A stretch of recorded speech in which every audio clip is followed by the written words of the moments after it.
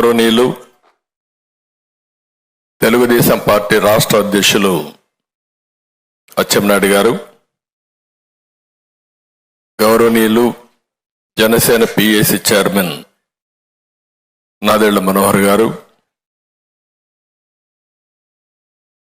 అదేవిధంగా జనసేన తరపున వచ్చినటువంటి నాయకులు కందుల దుర్గేశం గారు,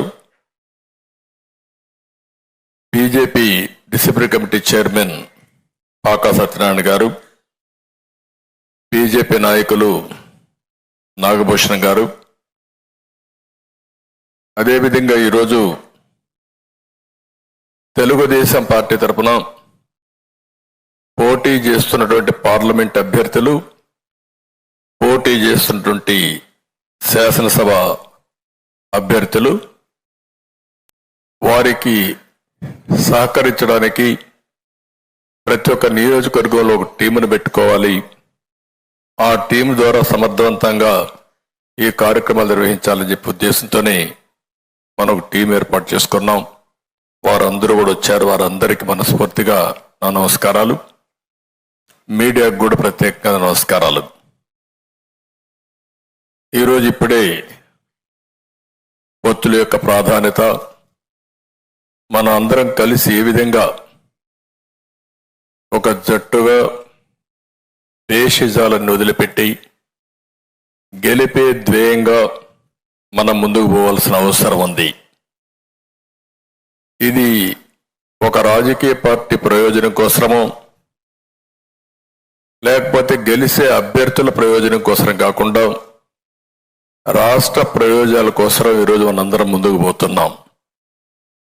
ప్రజలు గెలవాలంటే ఎన్డీఏ రాష్ట్రంలో గెలవాలి, దేశంలో ఎన్డీఏ గెలవాలి. గాడి తప్పిన పరిపాలన ఘాట్లో పెట్టడానికి మనందరం కూడా సహకరించాల్సిన అవసరం ఉంది. ఈరోజు అభ్యర్థుల ఎంపిక కూడా మీరు చూస్తే ఇంకా ఈరోజైతే నేను ఆలోచించాం, అన్ని రాజకీయ పార్టీలు వారి యొక్క ప్రొసీజర్స్ ఒకసారి మనం ఎన్నిక ప్రారంభమైన తర్వాత, పొత్తు కూర్చుకున్న తర్వాత అభ్యర్థుల ఎంపిక వివిధ రాజకీయ పార్టీలు చేసుకోవాల్సిన అవసరం ఉంది. ఈరోజు జనసేన కానీ, బీజేపీ కానీ, తెలుగుదేశం కానీ ఈరోజు మనం మన అభ్యర్థుల్ని ఎంపిక చేశాం. వాళ్ళు కూడా ఎంపిక చేస్తున్నారు. ఎంపిక చేసేట్టు అందరం కూర్చోవాలనుకున్నాం. వాళ్ళు ఇంకా చేస్తున్నారు కాబట్టి ఇదే విధంగా వాళ్ళు కూడా మీటింగ్లు పెట్టుకొని సమర్థవంతంగా ధీటుగా ఎదుర్కోవాలంటే ఈసారి ప్రతి ఒక్కరు కూడా అప్రమత్తంగా ఉండాల్సిన అవసరం ఉంది. ఈ రాష్ట్రంలో రాజకీయాలు ట్రెడిషనల్గా ఉంటే, ప్రజాస్వామ్యయుతంగా ఉంటే మనం మామూలుగా రాజకీయాలు చేసేవాళ్ళం. ఈరోజు ఒక పక్క చూస్తే రౌడీయిజం, అధికార దుర్వినియోగం ఒకటి కాదు, ఎన్ని రావాలనో అవలక్షణాలు అన్నీ వచ్చాయి. అలాంటప్పుడు అందరూ క్యాండిడేట్లు కూడా చాలా అప్రమత్తంగా ఉంటే తప్ప మనం ఏమాత్రం కూడా ముందుకు పోయే పరిస్థితి ఉండదు. ఈ విషయం మీరు గుర్తుపెట్టుకోవాలి. ఇంత మునిపి సత్యనారాయణ గారు మాట్లాడినప్పుడు చెప్పారు, మనోహర్ గారు కూడా చెప్పారు, 3 రాజకీయ పార్టీలు ఉన్నప్పుడు 3 రాజకీయ పార్టీలు, ఒక పార్టీ కేంద్రంలో అధికారంలో ఉన్నాం. ఇప్పుడే కాకుండా గతంలో కూడా మన వాళ్ళతో కలిసి ఇప్పుడే మొదటి నుంచి కూడా బీజేపీతో కలిసి తెలుగుదేశం పార్టీ ఎన్డీఏలో ఉన్నాం.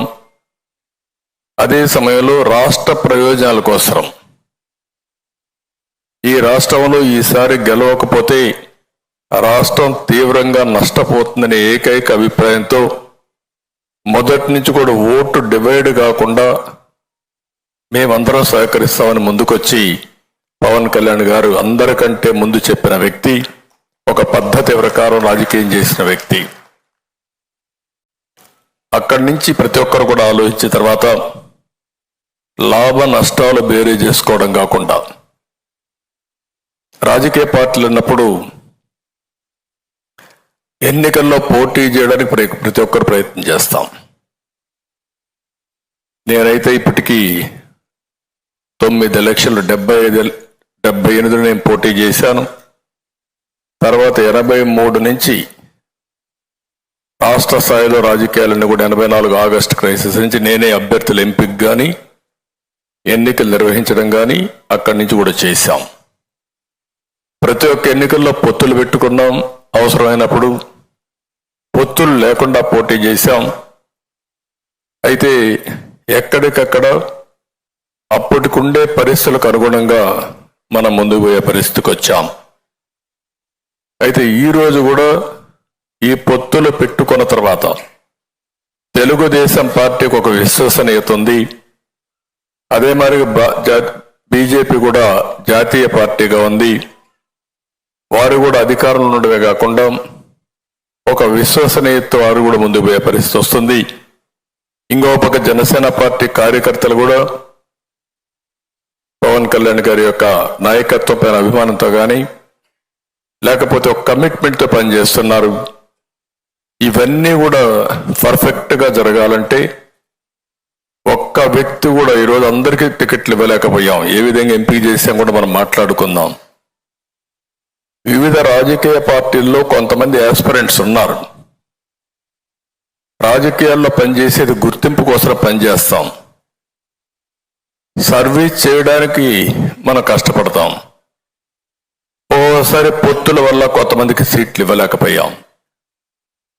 చాలా కష్టపడ్డారు, జైలుకు పోయారు. మన పార్టీలో పోరాడారు, జనసేనలో పోరాడారు, త్యాగాలు చేశారు.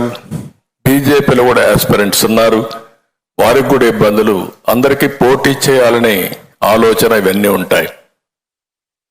ఈరోజు ఎన్ని సీట్లు అనేవి కాకుండా రాష్ట్రం గెలవాలి, ప్రజలకు న్యాయం జరగాలని మనం ముందుకు పోయినప్పుడు నాకైతే బాగా గుర్తుంటుంది. ఇక్కడ కొంతమంది ఉన్నారు, కొంతమంది రాలేదు. కానీ విశాఖ సౌత్ బాబ్జీ, అనకాపల్లి గోవింద్, పిఠాపురం వర్మ, నిడదవోలు శేషారావు, ఉంగుటూరు ఆంజనేయులు, తెనాలి ఆలపాటి, తిరుపతి సుగుణమ్మ, ఇలాంటి 31 మందికి మనం సీట్లు ఇవ్వలేకపోయాం తెలుగుదేశం పార్టీ.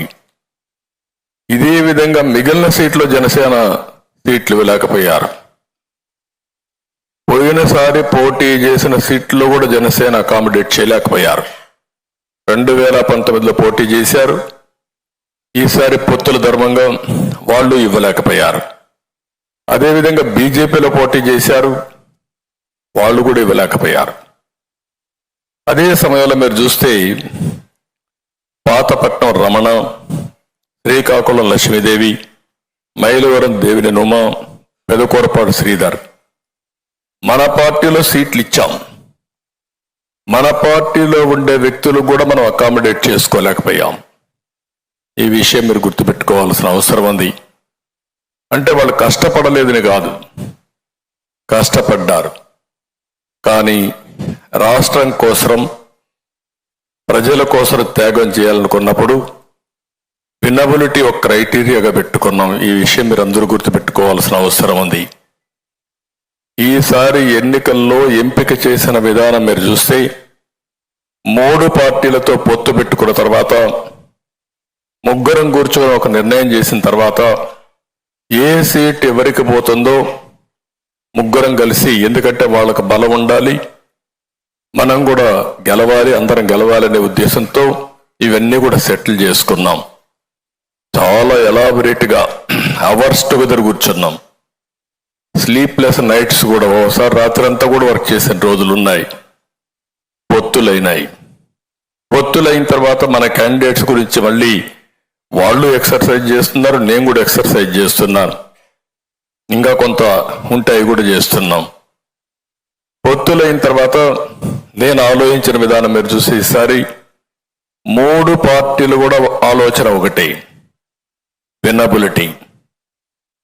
పెట్టిన అభ్యర్థి గెలవాలి.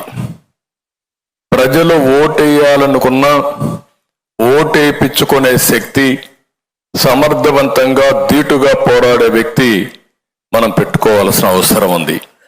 ఎప్పుడు కూడా రాజకీయాల్లో అభ్యర్థుల ఎంపిక చాలా కీలకం. ఒకవేళ కానీ అభ్యర్థుల ఎంపికలో తప్పు చేస్తే మనం కొన్ని సీట్లు పోగొట్టుకునే పరిస్థితికి వస్తాం. ఆ యాంగిల్లో ఆలోచించినప్పుడు నేను చాలా ఎక్సర్సైజ్ చేశాం.